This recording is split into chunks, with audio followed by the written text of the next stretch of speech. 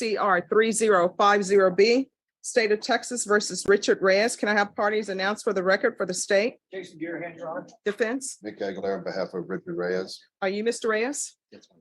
Showing you what's entitled application for deferred adjudication or community supervision. Well, you're only eligible for deferred. Did you review that document with your attorney? Did you understand it? Yes, ma'am. And did you sign it? Yes, ma'am. Next, I'm going to show you what's entitled true bill of indictment. Did you review that with your attorney? Did you understand it? Yes, ma'am. Counsel, do you waive the reading of the indictment? Yes, Your Honor.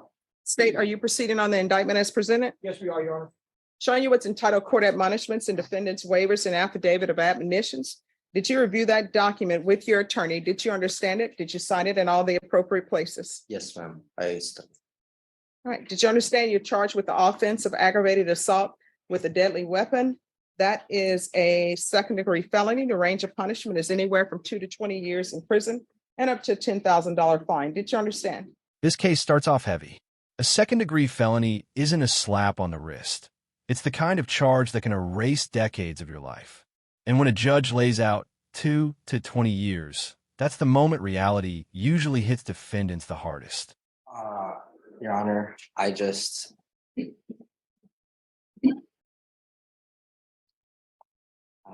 had a really bad year and some people pointed guns at me and I thought it was them. And it turns out And that it wasn't them. it wasn't them. Ma'am. You can hear it in his voice. This wasn't arrogance, it was panic. But panic plus a gun is a deadly combination. The law doesn't care what you thought was happening. It cares what you did. Vigilante logic collapses the second an innocent person could have been hurt. See what happens when people want to be a vigilante? You don't know if it's the correct person or not. This could have went south so quickly. You understand? Yes, Your Honor. So how old are you? 22. You should know better. And then taking your girlfriend with you. Oh, mistake. One, why would you take her with you? For backup? Ma'am. All right, that was silly. Do you have any children? Ma'am. That's good. Because The judge isn't being cruel here. She's being blunt. Courts see this pattern all the time. Someone thinks they're protecting themselves, but instead they create a much bigger danger.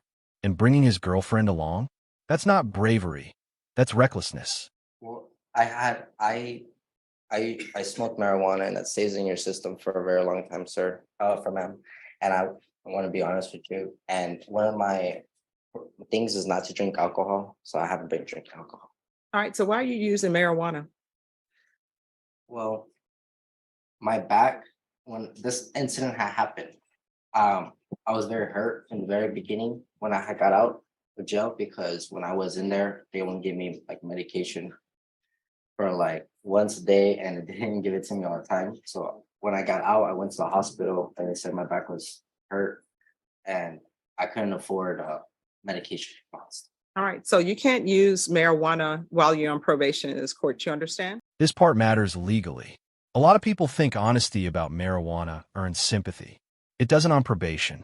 Once you're under court supervision, rules are rules, pain or not.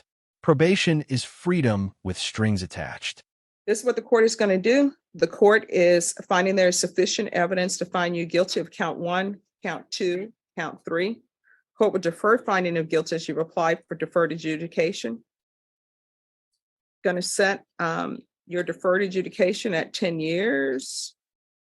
And counsel, if he completes everything, Yes, Your you Honor. can come back. We've explained that to him. All right. So that'll be 10 years deferred adjudication. There's a $1,500 fine. That will be probated. Count 1, count 2, and count 3 are running concurrently.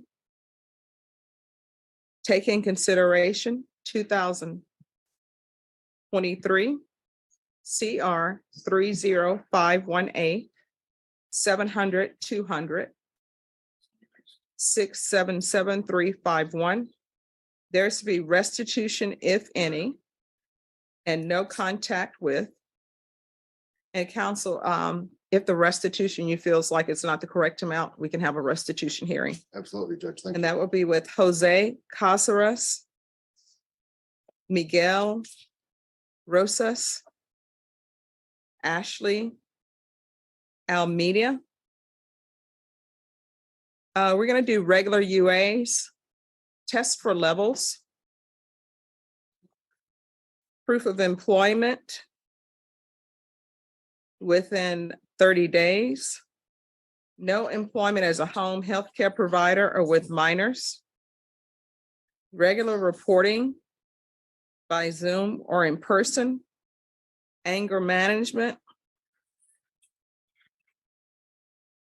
150 hours of community service restitution, field visits, 1 time per month for 3 months. Probation, if there's no issue after the 3rd month, then you can schedule field visits that you deem necessary. Probation, is there anything else he needs? Is there anything else you need from the court to be successful? No, Your Honor. No. And I'm sorry, and there's an affirmative finding of deadly weapon. Showing you what's entitled trial court certification of defendant's rights to appeal. Did you review that with your attorney? Did you understand it and did you sign it? Yes, Your Honor. Because this is a plea bargain agreement, because I followed your plea bargain agreement, and because you waive your right to appeal, you do not have the court's permission to appeal. Do you understand? Yes, Your Honor. All right, we can go off the record. You're gonna have to make better decisions. You know, one bad decision can ruin your life. 10 years deferred adjudication is mercy and a warning. He avoids prison, but one mistake, one failed test, one bad choice, and the sentence snaps back instantly. That deadly weapon finding will follow him forever. Have you ever been diagnosed with any mental health issues? Yes, I have. I had emailed that letter to my attorney. All right, so what have you been diagnosed with? Bipolar, schizophrenic, anxiety, PTSD, major PTSD, major depression, hallucinations, which I haven't been having lately since I've been on my psych meds. This second case shifts the tone completely. When mental illness enters the courtroom, the judge's role changes. It's no longer just punishment, it's risk management. And you can feel the judge weighing compassion against responsibility. Listen, they're asking for cats 1 and 2. I'm going to give you cats. And the only reason why I'm giving you cats right now is because I know you have mental health issues. I know you have medical issues with your bones. Here's my cats 1 and 2. Do not take what does not belong to you. Yes, Your Honor. And as a side note, which I don't think cats provide, if somebody invites you somewhere and then asks you to leave, leave. If somebody is taking you as a +1, make sure you're going as a +1 and it's just not you're meeting somebody and they're saying, hey, I'm going here. You want to go with me? You understand? Yes, Your So Honor. do not steal anymore. I learned my lesson. All right, so that's my cats 1 and 2 program. And I'm only doing that because of your medical issues and your mental health issues. You Um, understand? Your Honor, my son and my daughter-in-law are both working. My son works 2 jobs, and they're both on the verge of losing their job if I can't babysit, because I'm the only. Oh, no, I'm babysitter. not allowing you to babysit. That's out of the question. Okay, so I can let him know. Yes, no, Okay. she's not allowed to babysit. And you understand why I'm doing that, right? This isn't the judge being heartless. This is prevention. The court is thinking forward about kids who can't protect themselves. Judges don't get second chances when something goes wrong. Well, Judge. I mean, I know that's she their needs a place to decision say. As parents, that's their decision as parents, if they want her to babysit or if they don't want her to babysit. I'm not gonna allow her to babysit. My mom's babysitting him while I'm not gonna allow her to have any unsupervised contact with minors. Well, if Because then the next thing what will end up happening, we'll be back here. Some baby may or may not be injured and they may not or not be saying it's you. And then you know what they're gonna say? Well, Judge, you knew she had mental health issues and you knew she had drug issues and you're okay with her I babysitting. understand. This explanation is brutally honest and rare. The judge spells out the nightmare scenario courts try to stop before it happens. This is the justice system trying to prevent tragedy, not just react to it. Is there anything else you need? Judge, she's asking, she just wants to clarify. Are you prohibiting her to live at that location? That way she can just make arrangements to go straight from the jail to Haven for Hope. Well, felony drug court will probably make arrangements for her to live somewhere, but I'm telling you right now, you are not allowed to babysit. And there may cause some problems for you because what I've discovered is people will end up saying, well, I'm just running to the store. Will you stay with the children? Right.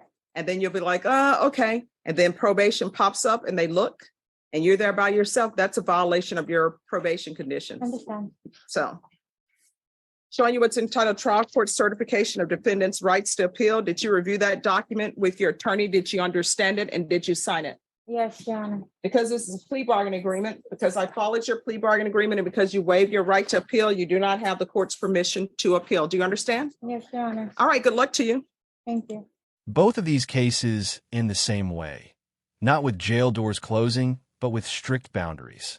The court give them a path forward, but only if they stay in line. Mercy exists, but it's fragile.